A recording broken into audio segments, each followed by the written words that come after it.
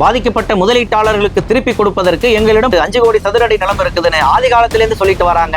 ஆனா அதுக்கான ப்ராப்பரான டாக்குமெண்ட் நீதிமன்றத்தில் இதுவரைக்கும் சமர்ப்பிக்கவில்லை அப்படிங்கிறத எத்தனை அடி சதுர பரப்புல அந்த இடம் இருக்கு, அது டிடிசிபி அப்ரூவோட இருக்கா, ரெரா அப்ரூவோட இருக்கா, வாங்கி போட்ட விவசாய நிலமாகவே சரிசாகவே இருக்காங்கிற எந்த ஒரு ஸ்பெசிபிகேஷனோட தும்ப விட்டுட்டு வாழ பிடிக்கிற கதை அப்படிங்கிற நியோமேக்ஸ் நிறுவனம் தான் வழங்க வேண்டும். அது வழங்க வேண்டியது அதனுடைய கட்டாய பொறுப்பாகப்பட்டது. ஆனா அதற்கு நீதிமன்றம் வாய்ப்புள்ள ராசான்னு சொல்லி முடிச்சுட்டாங்க. அங்குசம் நேயர்களுக்கு வணக்கம். நியோமேக்ஸ் வழக்கு விவகாரம் ஒரு முக்கிய கட்டத்தை எட்டியிருக்கு. பாதிக்கப்பட்ட முதலீட்டாளர்களுக்கு ஒரு நன்மை அளிக்கக்கூடிய வகையில, மகிழ்ச்சியை தரக்கூடிய வகையில பல்வேறு சங்கதிகள் நீதிமன்ற வழக்கு விசாரணையில நடந்திருக்கு.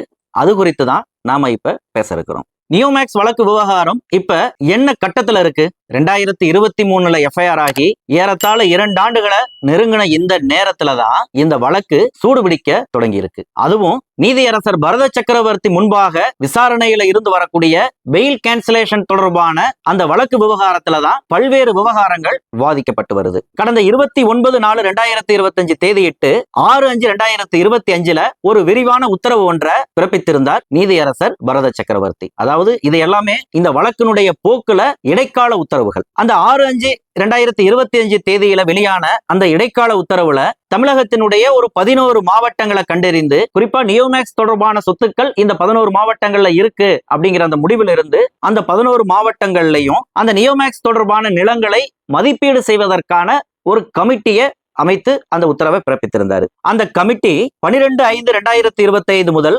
5/6/2025 வரையில் கள ஆய்வு செய்து 5/6/2025 அன்று டிஆர்ஓவிடம் சமர்ப்பிக்க வேண்டும். அவர் 13/6/2025 வரையிலான 7 நாள் அவகாசம் எடுத்துக்கொண்டு அந்த அறிக்கையின் மீது தன்னுடைய கருத்துக்களையும் சேர்த்து 13/6/2025 அன்று நீதிமன்றத்தில் சமர்ப்பித்திருக்க வேண்டும். 16/6/2025 அன்று இந்த வழக்கு மீண்டும் விசாரணைக்கு வரும் அப்படிங்கிற மாதிரி ஒரு உத்தரவை அதுல பிறப்பித்திருந்தாங்க. இதன்படி நடந்ததா அப்படின்னா நடக்கல.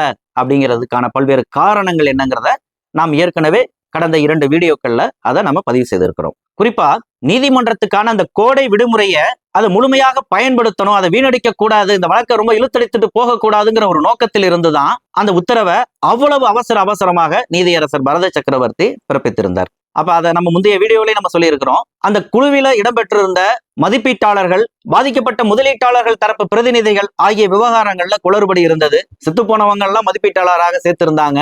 அப்ப இந்த பட்டியலை யார் தயாரித்து நீதிபதியினுடைய கவனத்துக்கு கொடுத்ததுங்கிறதெல்லாம் நாம் அதை கேள்வி எழுப்பியிருந்தோம். அப்ப இந்த பின்னணியில இருந்துதான் பாதிக்கப்பட்ட முதலீட்டாளர்கள் தரப்பு வழக்கறிஞர்கள் அந்த 16/6/2025 அன்று நடைபெற்ற நீதிமன்ற விசாரணையில் சில தகவல்களை கொடுத்திருந்தாங்க. அதனைத் தொடர்ந்து 19/6/2025 அன்று அந்த வழக்கு மீண்டும் விசாரணைக்கு ஒத்திவைக்கப்பட்டது. அன்றைய தேதியிலும் பல்வேறு விஷயங்கள் விவாதிக்கப்பட்டிருக்கு. அதன் அடிப்படையில பல்வேறு முக்கிய உத்தரவுகளை நீதியரசர் பரத சக்கரவர்த்தி பிறப்பித்திருக்கிறார். உத்தரவுகளை பிறப்பித்திருக்கார் அப்படின்னு சொல்றதை விட இந்த வழக்க அடுத்த கட்டத்துக்கு நகர்த்தி செல்லக்கூடிய வகையில பல்வேறு அதிரடியான முக்கியத்துவம் வாய்ந்த முடிவுகளை அவர் எடுத்திருக்கிறார் அப்படின்னு தான் நாம் இந்த இடத்துல பதிவு செய்யணும். அப்ப முதல் கட்டமா அந்த நிலங்களை மதிப்பீடு செய்வதற்கான அந்த குழுவுல இடம்பெற்றிருந்த நில மதிப்பீட்டாளர்கள், அந்த தகுதியான நபர்களை அடையாளம் செய்வது. அதாவது அந்த மதிப்பீட்டாளரை நீதிமன்றம் எப்படி தேர்வு செய்திருந்ததுன்னா, அந்தந்த மாவட்டத்திலையும் அந்த மாவட்டத்துல இயங்கக்கூடிய மதிப்பீட்டாளர்களுடைய பட்டியலை மாவட்ட நிர்வாகத்திடமிருந்து பெற்று அதிலிருந்து 2 பேர்த்த செலக்ட் பண்ணியிருக்கிறாங்க. அதனால சிக்கல் தான். அப்ப அந்த குளறுபடியை தவிர்ப்பதற்காக இந்த முறை அந்த பொறுப்பை EOW போலீசார்கிட்ட ஒப்படைச்சிருக்கிறாரு. அவர்கள் அந்த பட்டியலின்படி ஒவ்வொருத்தருக்கும் போன் பண்ணி நியோமேக்ஸ் தொடர்பான நில மதிப்பீட்டு குழுவில் தாங்கள் அங்கம் வகிக்க தங்களுக்கு விருப்பமா அப்படிங்கறத அவங்களுடைய விருப்பத்தை கேட்டறிந்து அவர்களுடைய ஒப்புதலுடன் அவருடைய பெயரை நீதிமன்றத்துக்கு பரிந்துரைக்கணும். அப்ப இது முதல் விஷயம். அப்ப இப்படி செஞ்சிட்டோம்னா அந்த வேலை கண்டிப்பா நடக்கும். இந்த ஒரு விவகாரம். அடுத்தது, பாதிக்கப்பட்ட முதலீட்டாளர்கள் தரப்பு பிரதிநிதிகள் அப்படிங்கிற விதத்துல வழக்கு தொடுத்தவர்களுக்கு அவங்க முன்னுரிமை கொடுத்திருந்தாங்க. அது ஒரு ரேண்டமான முறையில அந்த யார் வழக்கு தொடுத்திருந்தாங்களோ அவங்களுடைய பெயர்களை அவர்களை கேட்காமலேயே பதிவு செய்திருந்தாங்க. அதனால சில சிக்கல்கள் இருந்தது. இப்ப அந்த விவகாரத்தையும் சம்பந்தப்பட்ட பாதிக்கப்பட்ட முதலீட்டாளர்கள் தரப்பில் ஆஜராகக்கூடிய வழக்கறிஞர்களிடமே அந்த பொறுப்பு ஒப்படைச்சு உங்க தரப்புல இருந்து உங்களுடைய பிரதிநிதிகளுடைய பட்டியலை என்னுடைய கவனத்துக்கு கொண்டு வாங்கன்னு சொல்லி ஒரு உத்தரவை பிறப்பிச்சிருக்கிறாரு.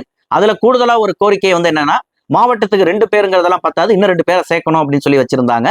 அந்த கோரிக்கையை ஏற்று மாவட்டத்திற்கு 4 பேரை பாதிக்கப்பட்ட முதலீட்டாளர்கள் தரப்பிலிருந்து சேர்ப்பதற்கும் அவர் ஆவணம் செய்திருக்கிறார். இது 2 விவகாரம் முடிஞ்சிருச்சு. 3வது விவகாரம், அந்தந்த மாவட்ட பதிவாளர்களுடைய புரிதல் மட்டம், அவர்கள் இந்த விவகாரத்தை எப்படி அணுகுறாங்க, அந்த நீதிமன்ற தீர்ப்பை அவர்களுடைய கடுமையான வேலை நிலைமைகளுக்கு தகுந்தது போல எப்படி இதை கையாளணும் அப்படின்னு சொன்னா அவங்க தன்னிச்சையா சில விஷயங்களை செய்திட முடியாது. அப்ப அது தொடர்பா இருக்கிற சிக்கல்களை களையிற விதத்துல இந்த முறை பதிவுத்துறையினுடைய ஐஜி இந்த வழக்குல ஒரு தரப்பா சேர்க்கப்பட்டிருக்கிறாங்க அப்படிங்கிறது ரொம்ப கவனிக்கத்தக்க முக்கியத்துவம் வாய்ந்த ஒரு விஷயமா கருதப்படுது. குறிப்பா இந்த ஐஜியை ஏன் இந்த வழக்குல இணைச்சிருக்காங்கிறதுக்கான காரணம் இருக்கு, அதை நம்ம பின்னாடி பேசுவோம். அப்ப கடந்த 30 நாள்ல, அதாவது குறிப்பா அந்த கோடை விடுமுறை காலத்துல இந்த வேலையை அவர்கள் திறம்பட செய்யாது இருந்திருந்தாலும், அல்லது நீதிமன்றம் எதிர்பார்த்தபடி அந்த வேலை நடக்கவில்லை, அதுல பல்வேறு நடைமுறை சிக்கல்கள் இருந்தது அப்படிங்கிறது உண்மை என்றாலும் கூட அவையெல்லாம் கணக்கில் எடுத்துக் கொள்ளப்பட்டு ஒவ்வொரு சிக்கல்களும் சரி செய்யப்பட்டு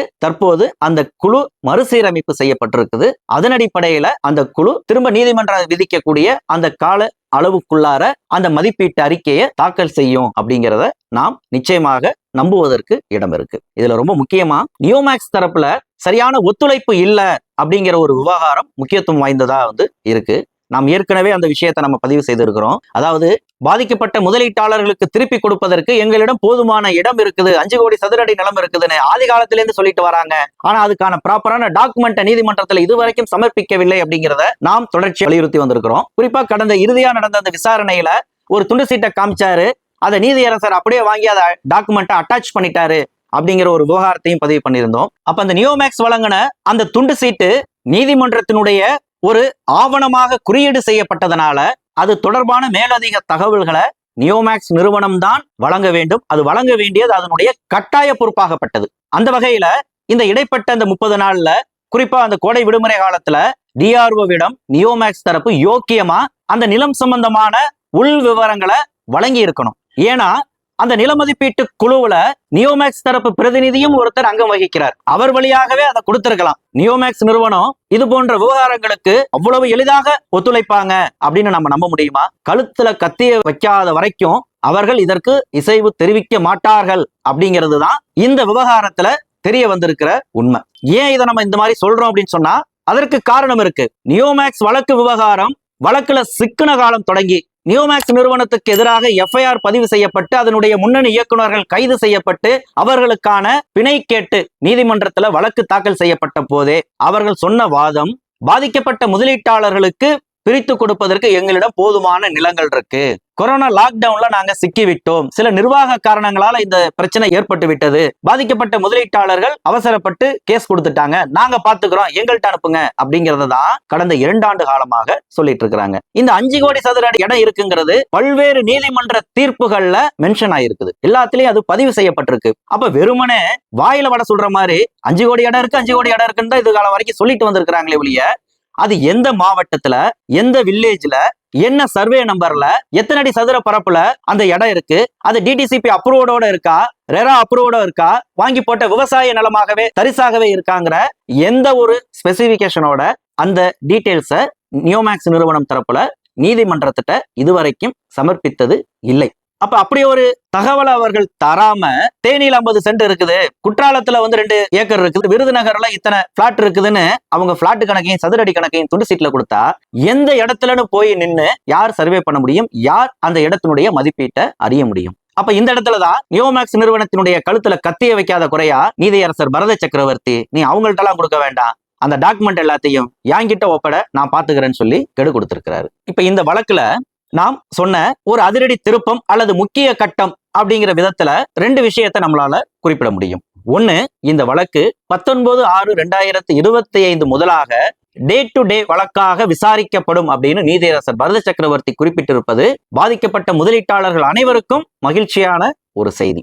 அந்த வகையில இந்த வழக்கு வேகம் எடுத்திருக்கு அப்படிங்கிறத நாம் அறுதியிட்டு சொல்லலாம். இரண்டாவது, நியோமேக்ஸ் தொடர்பான அந்த சொத்துக்களை நீதிமன்றத்துல வழக்கு நிலுவையில் இருக்கும் பொழுதே, நிறுவனத்துக்கு எதிராக எஃப்ஐஆரில் சிக்கி இருக்கும் பொழுதே அவர்கள் திருட்டுத்தனமாக அவர்களுடைய இடங்களை விற்று வருகிறார்கள் அப்படிங்கிற குற்றச்சாட்டு தொடக்க காலம் முதலாகவே பல்வேறு தரப்பினர் அதை குற்றம் சுமத்திட்டு இருக்கிறாங்க. இது தொடர்பான பல்வேறு வழக்குகள் பாதிக்கப்பட்ட முதலீட்டாளர்கள் தரப்புல நீதிமன்றத்துல தொடுக்கப்பட்டிருக்கு. எல்லாமே பக்காவான ஆதாரங்களோட நீதிமன்றத்துல சமர்ப்பிக்கப்பட்டிருக்கு. ஆனா அந்த விவகாரம் ஏறத்தாழ 2 ஆண்டுகள் கழித்துதான் நீதியரசரனுடைய கவனத்திற்கே போயிருக்குது. அதிலிருந்துதான் ஒரு உத்தரவை பிறப்பித்திருக்கிறாரு. இந்த வழக்குல ஐஜி ரெஜிஸ்ட்ரேஷனை உள்ள கொண்டு வந்திருக்கிறாங்க. அவர் அனைத்து மாவட்ட பதிவாளர்களுக்கும் சார் பதிவாளர்களுக்கும் ஒரு விரிவான சுற்றறிக்கையை அனுப்பணும். நியோமேக்ஸ் தொடர்பாக வழக்குல சிக்கின எந்த ஒரு நிலத்தையும் யார் ஒருவருக்கும் பத்திரம் பதிவு செய்யக்கூடாது அப்படின்னு ஒரு இடைக்கால தடையை விதித்திருப்பதோட இந்த தடையை பேஸ் பண்ணி எல்லாருக்கும் சர்க்குலர் அனுப்புன்னு சொல்லி ஒரு உத்தரவை பிறப்பிச்சிருக்கிறாரு. இது இந்த கிராமங்கள்ல சொல்ற மாதிரி தும்ப விட்டுட்டு வாழ பிடிக்கிற கதை அப்படிங்கிற ஒரு கதை தான். இந்த 2 ஆண்டு இடைவெளியில அவர்கள் கைமாற்றிய சொத்துக்களுடைய மதிப்பு பல. அதுக்கே தனியா ஒரு சிபிஐ விசாரணை கோரினாலுமே அதற்கு தகுந்ததுதான். ஏன்னா அந்த அளவுக்கு சிக்கலாக அந்த விவகாரங்களை அவர்கள் கையாண்டிருக்கிறாங்க. அடுத்தது இந்த நீதிமன்ற விசாரணையில பல்வேறு புதிய விஷயங்கள் விவாதத்துக்கு எடுத்துக்கொள்ளப்பட்டது. அதுல தனி டிஆர்ஓவை இந்த வழக்குக்குன்னு நியமிக்கணும் அப்படிங்கிற ஒரு கோரிக்கை பாதிக்கப்பட்ட முதலீட்டாளர்கள் தரப்பிலிருந்து எழுப்பப்பட்டது. அதற்கு பதிலளித்திருக்கக்கூடிய நீதியரசர் பரத சக்கரவர்த்தி, இப்போதைக்கு நாம் நிலங்களை மதிப்பீடு செய்வதற்கான வேலையில தான் நம்ம இருக்கிறோம். அப்ப இந்த கமிட்டி அது பாட்டில் அது வேலையை செய்யட்டும், அது அறிக்கையை தாக்கல் செய்யட்டும். அதன் பிறகு இந்த இடங்களை பிரித்து கொடுக்கிற இடத்துக்கு செல்லும் பொழுது தனி டிஆர்ஓ குறித்தான கோரிக்கையை பரிசீலிக்கலாம். இப்போதைக்கு நியமிச்சாலும் அவர் சும்மா தான் இருப்பாரு, அதனால அதை பிறகு பேசிக்கலான்னு ஒத்தி வச்சிருக்கிறாரு. இது ஒண்ணு. அடுத்தது ஓய்வு பெற்ற நீதிபதியை கொண்டு இந்த வழக்கை நடத்தணும் அப்படின்னு சொல்லிட்டு பாதிக்கப்பட்ட முதலீட்டாளர் தரப்பிலிருந்து ஒரு தரப்பு ஒரு கோரிக்கையை முன்வைத்திருந்தாங்க. இது ஆதிகாலத்திலிருந்து நியோமேக்ஸ் நிறுவனம் தொடர்ச்சியாக முன்வைத்துக் கொண்டு வரக்கூடிய ஒரு கோரிக்கை தான். ஆனா அதற்கு நீதிமன்றம் வாய்ப்புள்ள ராசான்னு சொல்லி முடிச்சுட்டாங்க. ஏன் அப்படின்னு சொன்னா அதனுடைய கடந்த கால அனுபவம் அப்படி. இது போன்ற மோசடி விவகாரங்கள்ல சிக்கி வழக்கான பல கம்பெனிகள்ல பல நிறுவனங்கள்ல இது போல ஓய்வு பெற்ற நீதிபதிகளை கொண்ட குழு அமைக்கப்பட்டிருக்கு. அவர்கள் எல்லாருமே உட்கார்ந்து பெஞ்சை தைச்சிட்டு போயிட்டு வந்துட்டு இருக்கிறாங்கிறது தான் யதார்த்தமான அணுகுமுறை. அவர்களுக்கென்று கார் இருக்கு, அவர்களுக்குன்னு ஒரு அலுவலகம் இருக்கு, அவர்களுக்குன்னு உதவியாளர் இருக்கு. அப்ப அரசாங்கத்தினுடைய பணத்தை நல்ல சொகுசாக அனுபவித்துக் கொண்டு காலம் கடத்தி கொண்டு வருகிறார்கள் அப்படிங்கிற ஒரு குற்றச்சாட்டு இது போன்று இதற்கு முன்னர் அமைக்கப்பட்ட இந்த ஓய்வு பெற்ற நீதிபதிகளை கொண்ட குழுவுக்கு எதிரான ஒரு வலுவான குற்றச்சாட்டாக இன்று வரை நீடித்து வருகிறது. அடுத்தது இந்த வழக்கை கையாள்வதற்கென்று எஸ்பி அளவிலான ஒரு தனி அதிகாரிய நியமனம் செய்யணும் அப்படின்னு ஒரு கோரிக்கை வைத்திருக்கிறாங்க. அது குறித்தும் நீதியரசர் பரத சக்கரவர்த்தி எந்த ஒரு தீர்ப்பையும் கொடுக்கல. அப்ப நிறைவாக கடந்த கோடை விடுமுறையை பயன்படுத்தி இந்த நியோமேக்ஸ் தொடர்பான இந்த நிலங்களை மதிப்பீடு செய்வதற்காக அமைக்கப்பட்ட அந்த கமிட்டியில இருந்த குளறுபடிகளை சரி செய்து ஏற்கனவே 11 மாவட்டத்துக்கு போட்டிருந்தாங்க. அதோட கூடுதலாக செங்கல்பட்டு மாவட்டத்திலையும் இடங்கள் இருப்பதை